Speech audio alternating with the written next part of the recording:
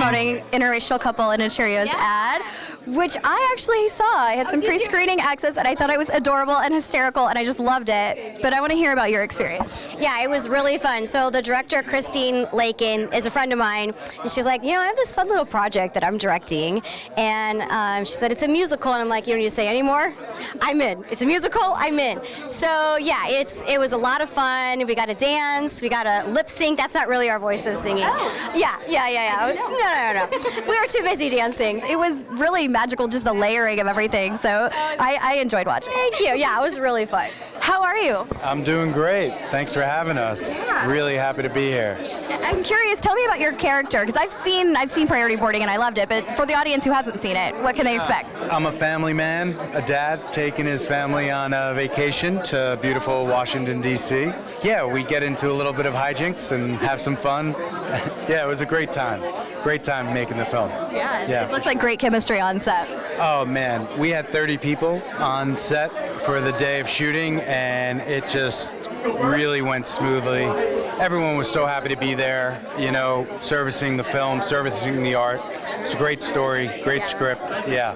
Well, congratulations. Well, I'm really excited. I woke up at 5:30 in the morning Eastern time at my home in Raleigh, North Carolina today, just so that I could come here and be at this festival. You just arrived in Burbank today. Yes, I'm on Eastern time. I hope I can stay awake long enough to see my own film. Well, it's fun because the film is a satire about the airline boarding process, and so every time I'm at the airport and I'm getting on the plane, and I'm usually in the last boarding group, I get to watch that whole nonsense. My wife and I went to Alaska last summer, and we watched Delta Airlines board what seemed like 14 different priority groups of one kind of another, medallion, platinum, first class, sky miles, or whatever. And I just said, I'm going to turn that all upside down and sideways and mash it up and make something comical out of it. I've seen it on our film Freeway, and it's fabulous. So, have you really? Yes. Oh, you liked it? Yeah, I did. Oh, that's so nice. Yeah, I'm sure a lot of people will like it. I've only watched it like 40 times, and I still love it. That's a good sign. That's a good sign. You did a great job, and the rest of the cast and the crew was so enthusiastic throughout the whole filming process, and it was just very infectious. I'm here to support Priority Boarding. What was your favorite part of being a part of the film? Oh my gosh, just the energy on set was so good. It was such a joy to be there. It was a lot of fun. If you could go back in time and give yourself advice when you were 12 or 15 years old, what advice would you give yourself? Just be the best you can be, and be confident and go after your dreams. Yeah. Hi, yes, I have two films. I have Priority Boarding that is at the Comedy Block tonight. It's a short film, and I have a movie that I produced called Replica with Mickey Rourke. That's tomorrow night. Yes. And I'm an actor in that as well. It's really cool to have them premiere at the same festival. Yeah. So, very cool. Very excited. What are you feeling right now as you've got two films back to back premiering? Exhausted. Overwhelmed, but cool. It's nice. And you both are the writers and directors of The Self? Yes, that's correct. Fabulous. My name is Lucas. This is Sam. The Self started off as a short story actually that I wrote, so I do a lot of writing on the team, and Sam does all the directing and most of the editing and post-production, and of course I act as well. So I'm in the movie. The process was about a 2-year-long process making the movie, from the writing to getting all the ideas out there, doing a lot of the pre-production, and about 6 months of post-production, and it was all worth it. It was really, really great. We're just happy to be here. We're very grateful that Burbank has accepted our film, and we hope that the audience enjoys it. Well, I will say I've had a little pre-screening access, and I saw it, and I thought it was great. So congratulations. Awesome. Yeah. Thank you so much. Yeah. And is tonight is the premiere? Tonight is the premiere, yeah. Yeah, international premiere for The Self. So, like I said, just feeling very blessed to be here with my brother too. We're brothers, so. So it's cool to be working with a brother, working closely with a sibling. We grew up coming around here and stuff, so it's great to just be going to a theater in our own backyard to have our premiere. So tell me about Angela's and your roles in it and what this film meant to you. Me and Alexis came up with this kind of when we were back in college, like in 2020. Yeah. So it's been a long journey, a long process with it. We started writing it when we were living together. We created it in Zoom during COVID to get everything off the ground. We wrote it together, directed it. Yeah, so it was a lot. It was indie filmmaking at its finest, really. Definitely. Did everything. Definitely. Yeah, like she said, we wrote it together, directed it together. She stars in it. I I have a cameo. The story is basically a coming-of-age story about a teenage girl who gets pregnant and has to kind of decide what she wants to do with her life from there. It's a family drama, it's a relationship drama. We were really intrigued about this one character that came out of something else that she wrote, who was kind of the anti-hero, and we wanted to go back into that story, and we really dove into that character, and that's how it came to be. If you could go back in time and give your 12-year-old selves advice, what would that be? I would say what you are doing is the right thing. Keep going, and you'll be here one day, because I wanted to do this when I was 12. Yeah, so. I'd say don't be afraid to do the things that you think about constantly, because you think about them for a reason. Yeah. So follow your dreams, right? Nice, I love it. Nice to meet you. You look very stylish. Doesn't he? Yeah. So what film are we here promoting this weekend? Who's watching who? Who's watching who? So who is watching who? I don't know. Are you watching me? No, supposed to, but he's watching me in the movie. Well, I actually got a sneak preview of this film, and I thought it was beautiful. You brilliantly done. So what was the experience like for you guys? So it was actually one of my first ever films. Actually, it was my first ever First film. movie. Yeah. I went into this thinking, everything's gonna be all right. I mean, I think I overthinked it a little bit at the beginning, but if you just be yourself on set, everything's fine. Everything's perfect. That deserves a high five. That was an awesome answer. How old are you, by the way? I'm 11.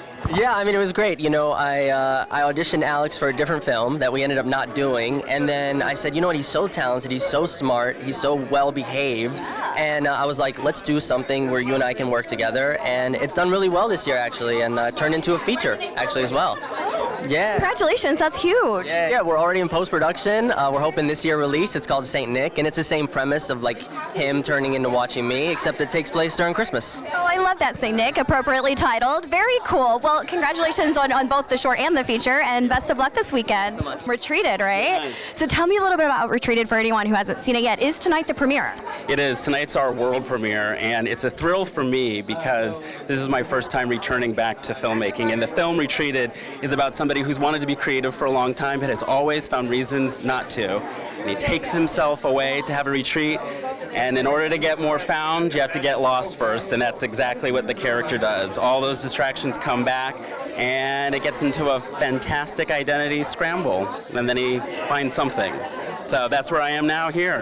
This is fantastic. I will say I loved the film, so congratulations. That's so kind. Thank you, thank you. This is a real honor. This is so exciting for me, and I am basking in the joy. That's exciting. How are you feeling? I feel great. What is your favorite part of the film? Was there a moment during production that you just enjoyed the most? Working with the actors was my favorite part. That's when you're doing a comedy especially, it's all about that comedic interaction, and that's what I loved. Though it is my action movie. It's my third short film, but the first one that has a lot of action to it. So that was fun because it was different. Yeah, I bet an action comedy was a little bit more challenging, just the logistics. It is, yes. Tell us a little bit about Swing.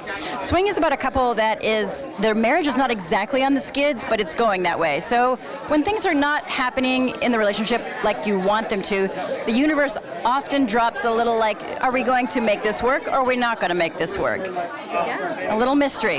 All right, hi guys. I am here at the Burbank International Film Festival with Queen Ajima. I love your name, by the way. Thank you. And you're one of the presenters this weekend, I hear. I am. What award are you presenting? I'm presenting the Best College Student Film Award. That's exciting. So tell us a little bit about your background in the industry.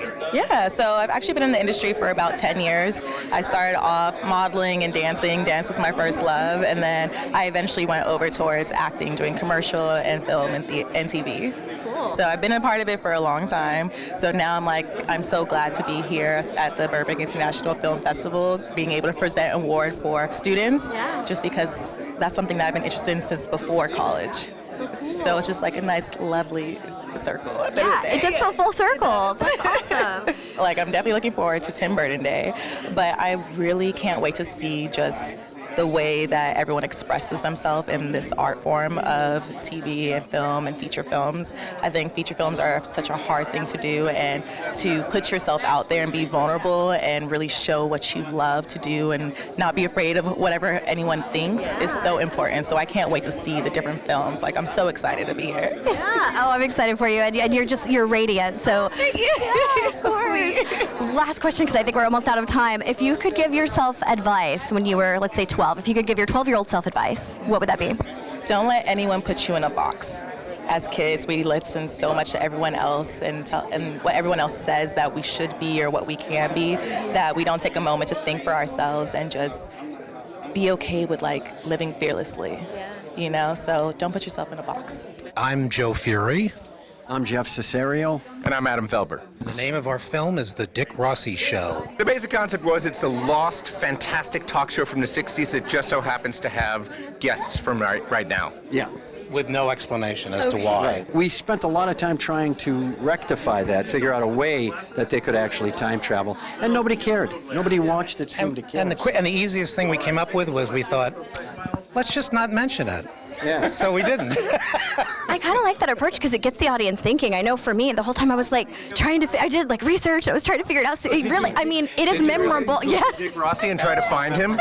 I love that. That's fantastic. Well, in our mythology of it, Dick Rossi, the show, ran for about 50 years. Yeah. Right. Yeah. It's an homage and a parody of classic talk shows. And then it turned out to be a halfway decent talk show. And yet still, Yes. we're the three biggest fans. And still everyone hates us. So there you go. Well, I think you really pushed the boundaries, especially with certain scenes that I won't give away because it's the premiere tonight. But there were certain parts that I was like, oh my gosh, they're doing this. Yeah, we just decided we should take every possible wrong turn. Every time we had a chance to do something wrong, we did it. Our main thing that we always talked about was he's like Johnny Carson or David Letterman, any of those guys. He was the first one, and he did it all terribly. Yeah, he was the first and definitely the worst. And the worst. That's the reason why you've never heard of him. That's right. Yeah. Well, I enjoyed watching it. I thought it was brilliant. So thank you guys for Thanks. Well, that's putting it nice. out there. And congratulations on being here this weekend. Thanks for talking to us. I'm sorry about them. Where is there a bar? I'm pretty sure there's going to be a lot of bars all weekend, so we'll get you hooked up. Okay. All right.